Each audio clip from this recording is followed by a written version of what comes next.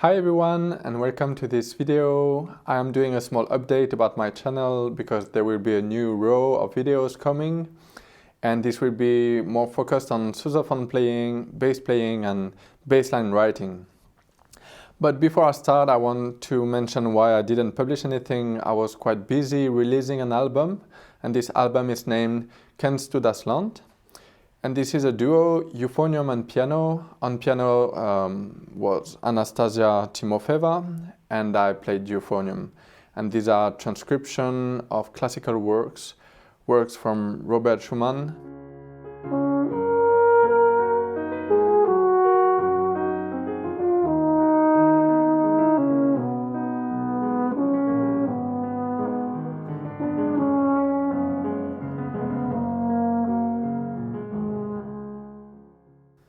And you can find the album on Spotify, Deezer, etc.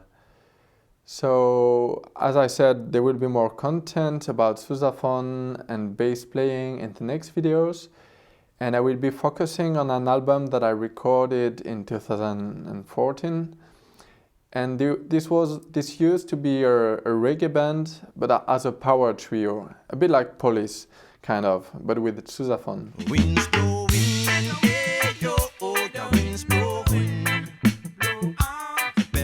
So we had Mahakwe Wadike as a lead singer on the guitar, but he was also a lyricist, composer, and responsible for artistic decisions.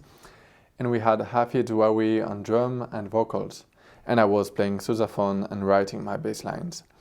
And since I've been composing most of the bass lines for this album, I thought it would be interesting to talk about it, to explain why I made those decisions, how was the creative process, and so on. It's now time for repatriation. You're under arrest for being a threat. Whoa, no.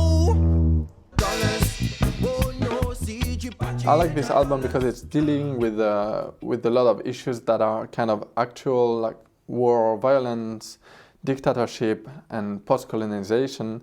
But it's also issues that Mahakwe, the lead singer, he had to deal with in his past. So it's a very personal album, and it was also a very personal album for all of us in the band, because we were living together, we were playing this music a lot during concerts.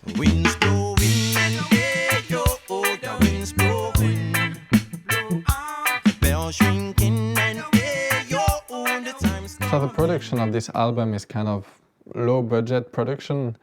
We were living all together, and we had this small studio that we built in the garage, and we recorded the whole album there. It's a lot of live takes. We didn't record it track by track.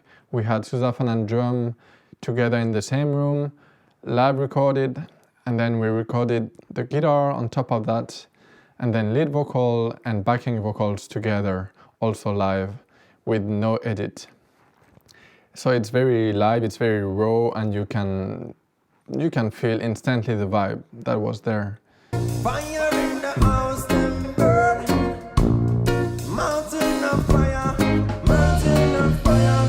Them burn.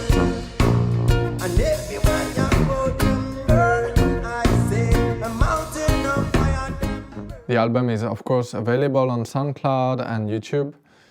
And in the next videos, in the coming videos, I will do some tutorials, one tutorial for each song, where we'll explain how I created the bass line, how I composed it, and also how it worked with the band, what we changed, which mistake we did, which mistake I did during the recordings also, and everything that can be useful for anyone who is trying to write bass lines, who is trying to compose. More houses in Puguma.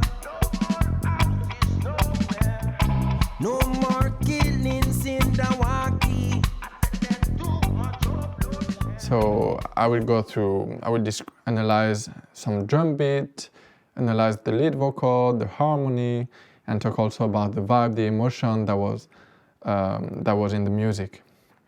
And also talking about some special techniques that are particular to the sousaphone, like double sound, pedal tones, and false fingering.